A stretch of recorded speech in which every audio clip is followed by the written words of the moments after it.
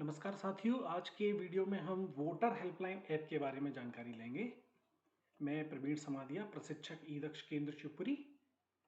इस ऐप के माध्यम से हम लोग वोटिंग से संबंधित बहुत सारी जानकारियां ले सकते हैं, जैसे कि किस प्रकार हम अपना वोटर कार्ड बना सकते हैं। वोटर कार्ड के लिए अगर हम लोगों ने अप्लाई किया हुआ है तो कैसे हम देख सकते हैं, उसको ट्रैक कर सकते हैं। और साथ ही मतदाता पर्ची के बारे में भी हम जानकारियां इस ऐप के माध्यम से ले सकते हैं। तो आज के वीडियो में हम ये देखने वाले हैं कि कैसे हम वोटर हेल्पलाइन ऐप को इंस्टॉल करेंगे। इंस्टॉल करने के बाद कैसे हम, अगर नए वोटर हैं, अगर हम नए नए नया अपना वोटर कार्ड बनवाना चाहते हैं तो किस प्रकार हम उस पर रजिस्ट्रेशन करते हैं। तो आइए शुरू करते हैं। इस ऐप को इंस्टॉल करने के लिए सबसे पहले आपको अपने मोबाइल पर प्ले स्टोर को ऑन करना पड़ेगा। इस तरह का आइकन रहता है प्ले स्टोर का, तो प्ले स्टोर पर अपने को क्लिक करना पड़ेगा और प्ले स्टोर के माध्यम से आपको यहाँ पर टाइप करना पड़ेगा वोटर हेल्पलाइन। वोटर हेल्पलाइन जैसे आप टाइप करेंगे तो आपको इस तरह से वोटर हेल्पलाइन ऐप दिखाई देने लगेगा। इलेक्शन कमीशन का नाम दिखाई देगा, यानी कि इलेक्शन कमीशन के द्वारा इस ऐप को बनाया गया है। अब वोटर हेल्पलाइन ऐप आपको यहाँ पर दिखने लगे तो आप यहाँ पर इंस्टॉल पर क्लिक कीजिए। इंस्टॉल पर क्लिक करने के बाद आप देखेंगे कि आपका ऐप इंस्टॉल होना प्रारंभ हो जाएगा। ऐप इंस्टॉल होने के बाद यहाँ पर आपको ओपन का साइन दिखाई देने लगेगा। ओपन पर क्लिक करते ही आपका ऐप ओपन हो जाएगा। ऐप ओपन होने के बाद यहाँ पर आपको डिस्क्लेमर दिखाई देगा। यहाँ पर आपको आई एग्री को सिलेक्ट करना पड़ेगा। जैसे ही आप इसको सिलेक्ट करेंगे, यहाँ पर एक राइट का निशान आप देख रहे हैं, ये राइट का निशान आ जाएगा और उसके बाद आप नेक्स्ट बटन पर क्लिक करेंगे। नेक्स्ट बटन पर क्लिक करते ही अगला पेज जो ओपन होगा वो आपको पूछेगा कि आप किस लैंग्वेज पर काम करना चाहते हैं इस ऐप में। तो इंग्लिश और हिंदी। तो यहाँ से आप अपनी पसंदीदा भाषा का चयन कर सकते हैं। मैंने यहाँ पर इंग्लिश का चयन किया है और उसके बाद गेट स्टार्टेड बटन जो देख सकते हैं यहाँ पर दिखाई दे रहा है, इसको आप सिलेक्ट करेंगे। उसके बाद आपको पहली बार इस ऐप का पहला पेज दिखाई देने वाला है। बहुत ही आसान है, इसमें बड़ी आसानी से आप अपना वोटर रजिस्ट्रेशन कर सकते हैं। तो वोटर रजिस्ट्रेशन के लिए आपको सबसे पहले ऑप्शन वोटर रजिस्ट्रेशन पर क्लिक करना रहेगा। तो इसको आप जैसे ही क्लिक करेंगे यहाँ पर तो आपको कुछ ऑप्शंस दिखाई देंगे, यानी कि क्या करने वाले हैं आप। न्यू वोटर रजिस्ट्रेशन करने वाले हैं, फॉर्म 6 भरने वाले हैं, या शिफ्टिंग आउटसाइड असेंबली कॉन्स्टिट्यूंसी ये चेंज करना चाहते हैं। तो चूंकि हम यहाँ पर नया वोटर रजिस्ट्रेशन करने वाले हैं तो आप इसका चयन करें new voter registration. New voter registration का चयन करने के बाद यहाँ पर फिर से दो ऑप्शन दिखाई देंगे, यानी कि आप इंडिया में रहते हैं या इंडिया से बाहर के निवासी हैं। तो आप यहाँ से new voter registration residing in India इसका चयन करेंगे। ये चयन करने के बाद कुछ यहाँ पर ऑप्शन आएगा, यानी कि यहाँ पर बताएगा कि ये बहुत ही इजी प्रोसेस है। तो इस पर आप ज़्यादा ध्यान न देते हुए यहाँ पर लेट स्टार्ट जो साइन है इस पर आप टच करें। टच करने के बाद आपको पहली बार यहाँ पर अपने मोबाइल नंबर को रजिस्टर कराना पड़ेगा। मोबाइल रजिस्ट्रेशन के लिए आपको यहाँ पर अपना मोबाइल नंबर दर्ज करना है और मोबाइल नंबर दर्ज करने के बाद यहाँ पर सेंड ओटीपी आप क्लिक करेंगे।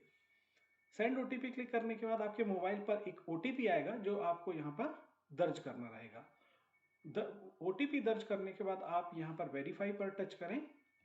वेरीफाई पर टच करने के बाद आपका एप्लीकेशन खुल जाएगा और यहाँ से आप अपने वोटर के लिए रजिस्ट्रेशन करेंगे।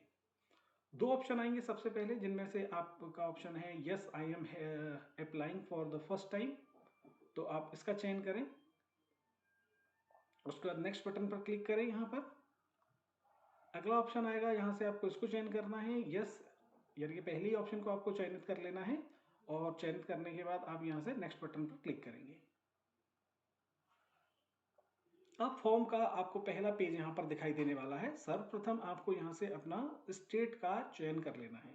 जैसे ही आप यहाँ पर चयन पर क्लिक करेंगे तो आपको जितने भी स्टेट्स हैं वो सारे दिखाई देने लगेंगे। इस तरह से यहाँ से आप अपने पसंद का स्टेट यानी कि आप जिस स्टेट को बिलोंग करते हैं, आप जिस राज्य को बिलोंग करते हैं उस राज्य को यहाँ से चुन लेंगे। राज्य चुनने के बाद आप यहाँ पर अपना डेट ऑफ बर्थ डालेंगे और डेट ऑफ बर्थ भरने के बाद आप यहाँ पर अपना बर्थ सर्टिफिकेट, यानी कि वो डॉक्यूमेंट जिस पर आपका डेट ऑफ बर्थ अंकित है उसका चयन करेंगे। यहाँ पर डेट ऑफ बर्थ को चयनित करने के लिए कई तरह के ऑप्शन अवेलेबल हैं, यानी कि कई तरह के डॉक्यूमेंट के ऑप्शन अवेलेबल हैं जो आप यहाँ से भर सकते हैं। जैसे कि बर्थ सर्टिफिकेट आप यहाँ पर चयन कर सकते हैं, या आधार कार्ड को चयनित कर सकते हैं, PAN card, driving licence, Indian passport, 10th 12th की मार्कशीट, या फिर 5th और 8th क्लास की मार्कशीट को आप यहाँ पर चयनित कर सकते हैं। तो जो भी आपका डॉक्यूमेंट है उसको आप चयन करें। जैसे कि मैंने यहाँ पर आधार चयन किया हुआ है। तो इस तरह से चयनित करने के बाद आपको यहाँ पर डॉक्यूमेंट को अपलोड करना रहेगा। तो डॉक्यूमेंट को अपलोड करने के लिए या तो आप डिजी लॉकर के माध्यम से अपलोड कर सकते हैं, या फिर आप अपने डॉक्यूमेंट को मोबाइल से ही अपलोड कर सकते हैं। तो हम यहाँ पर मोबाइल से डॉक्यूमेंट को अपलोड करने का प्रोसेस देखने वाले हैं। अपलोड पर क्लिक करने के बाद आप यहाँ से अपलोड पर क्लिक करेंगे। जैसे ही आप अपलोड पर क्लिक करेंगे आपके पास दो ऑप्शन आएंगे, कैमरे से फोटो क्लिक कर या फिर गैलरी के माध्यम से चयन करके आप अपने डॉक्यूमेंट को अपलोड कर सकते हैं। तो हम पहले हम यहाँ पर गैलरी का ऑप्शन का इस्तेमाल करेंगे, यानी कि हमने पहले से ही फोटो खींच के रखा है अपने मोबाइल में। तो जैसे ही हम यहाँ पर क्लिक करेंगे तो हमारा जो रिसेंट फोटो आपने क्लिक किया हुआ है वो आपको यहाँ पर दिखाई देने लगेगा। तो हम यहाँ से इसको चयनित कर लेंगे, जो भी आपका फोटो है उसको चयनित कर लेंगे, वो यहाँ पर इस तरह से दिखाई देगा। इस ऑप्शन के माध्यम से, इस वाले ऑप्शन के माध्यम से आप अपने फोटो को क्रॉप कर सकते हैं, यानी कि उसका साइज को कम या ज़्यादा कम कर सकते हैं। साइज जब आपको लगे कि ठीक है ये अपलोड करने की स्थिति में है, तो यहाँ पर ये राइट का निशान है, इसको आप क्लिक कर सकते हैं। अगर आपको लगता है कि फोटो सही नहीं है, गलत है, तो आप यहाँ से क्रॉस का निशान पर टच करके उसको डीसेलेक्ट कर सकते हैं। आगे बढ़ते हैं। राइट पर टच करने के बाद आपका डॉक्यूमेंट यहाँ पर अपलोड हो जाएगा, इस तरह से आपको दिखाई देगा, और आप अपनी अगली स्क्रीन पर पहुंचेंगे। अगली स्क्रीन पर सबसे पहला ऑप्शन आएगा कि आपको अपना फोटो यहाँ पर अपलोड करना है। फोटो अपलोड करने के लिए आपको यहाँ पर अपलोड पिक्चर का ऑप्शन मिलता है। अपलोड पिक्चर पर जैसे ही आप टच करेंगे तो फिर से आपको दो ऑप्शन दिखाई देते हैं कि आप अपना कैमरे से फोटो क्लिक करना चाहते हैं या फिर आप अपनी गैलरी से उसको अपलोड करना चाहते हैं। तो मैंने यहाँ पर फोटो को क्लिक किया है, अपना फोटो को, और फोटो क्लिक करने के बाद आपको लगता है कि ये फोटो ठीक है तो आप यहाँ से राइट का चयन करें। अगर आपको लगता है दोबारा से आपको क्लिक करना है तो इस फोटो को डिलीट करें और पुनः आप फोटो को क्लिक करें। फोटो फाइनलाइज होने के बाद आप यहाँ से राइट क्लिक करें, इस राइट को टच करेंगे। राइट को टच करने के बाद आपका फोटो अपलोड हो जाएगा। अब आपको जेंडर यहाँ पर सिलेक्ट करना है, मेल है तो मेल, फीमेल या फिर अदर, यानी कि ट्रांसजेंडर भी अदर में यहाँ पर चुनाव करके ट्रांसजेंडर भी अपने वोटर कार्ड के लिए यहाँ से रजिस्ट्रेशन कर सकते हैं। जेंडर सेलेक्ट करने के बाद अगला चुनाव करना, अगली एंट्री आपको जो करनी है, यहाँ पर आपको नाम की करनी है। नाम आपको यहाँ से पहले इंग्लिश में टाइप करना है। जैसे ही आप हिंदी वाले ऑप्शन पर यहाँ पर नेम इन रीजनल इस पर टच करेंगे तो स्वतः ही आपका नाम अपने आप हिंदी में आ जाएगा, आपको हिंदी में टाइप करने की आवश्यकता नहीं रहेगी। ऐसे ही आपको यहाँ पर फिर सरनेम अप्लाई करना है।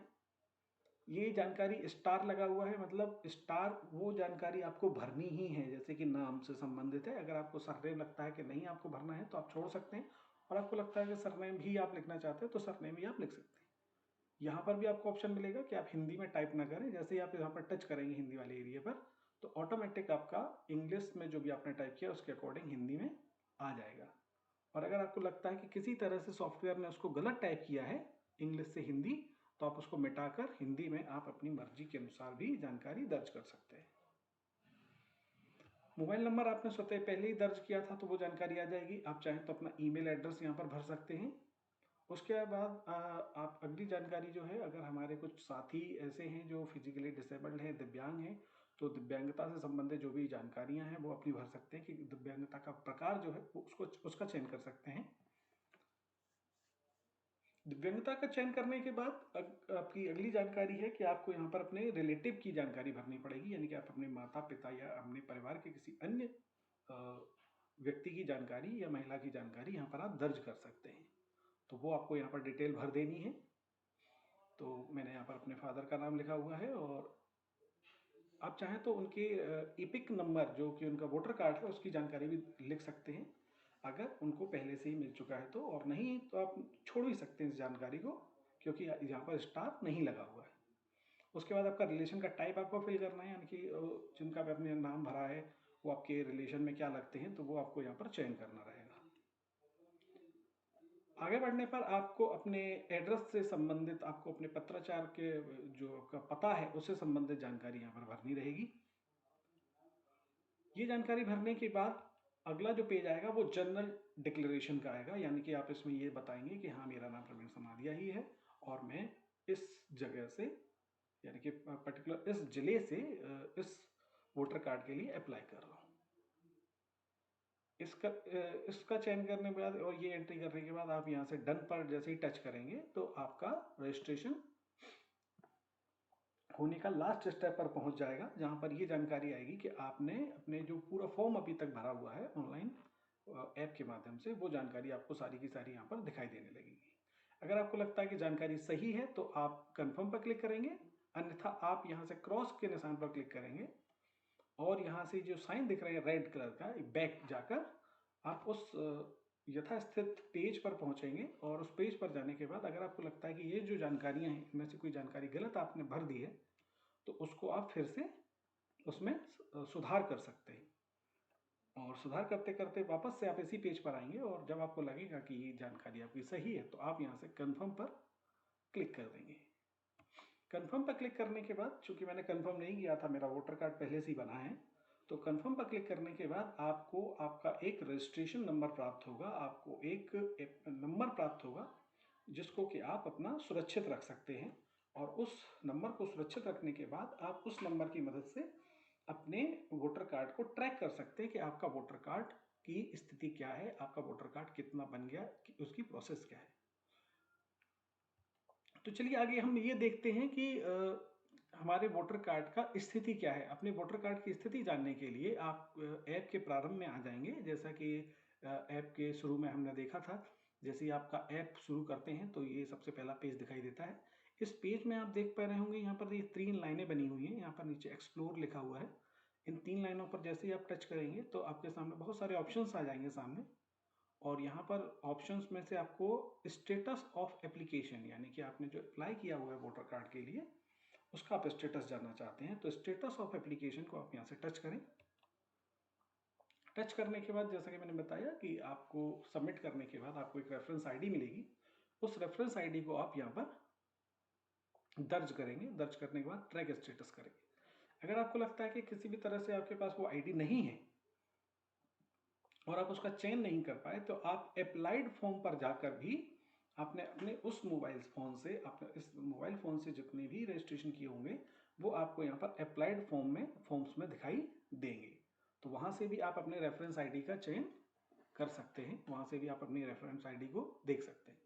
तो अपनी रेफरेंस आईडी को आप यहाँ पर लिख देंगे, जैसे कि मैंने यहाँ पर लिखा हुआ है रेफरेंस आईडी, मैंने जानकारी दर्ज करी, और रेफरेंस आईडी डालने के बाद आप जैसे ही ट्रैक स्टेटस पर क्लिक करेंगे तो इस तरह से आपकी जानकारी आ जाएगी कि आपने फॉर्म भरा है, फॉर्म भर दिया था, इतनी तारीख को भरा, इस समय पर भरा। बीएलओ का अपॉइंट हो जाएगा तो बीएलओ के अपॉइंट पर भी यहाँ राइट आ जाएगा, फील्ड वेरीफाइड हो जाएगा तो वो भी यहाँ पर जानकारी आ जाएगी, यानी कि आप यहाँ से ट्रैक कर सकते हैं कि आपका एप्लीकेशन कहाँ तक बन गया है। तो जैसा कि आपने देखा अभी तक बहुत ही आसान प्रक्रिया है, किसी भी क्रम में आपको कोई प्रॉब्लम नहीं आने वाली है इसमें। तो कोशिश कीजिए इस तरह से अपना, अगर आपने वोटर कार्ड अभी तक नहीं बनवाया है अपना, और या आपके किसी साथी या आपके परिवार में किसी का वोटर कार्ड नहीं बना है, तो आप इस एप्लीकेशन के माध्यम से बड़े ही आसानी के साथ अपने वोटर कार्ड के लिए अप्लाई कर सकते हैं। धन्यवाद।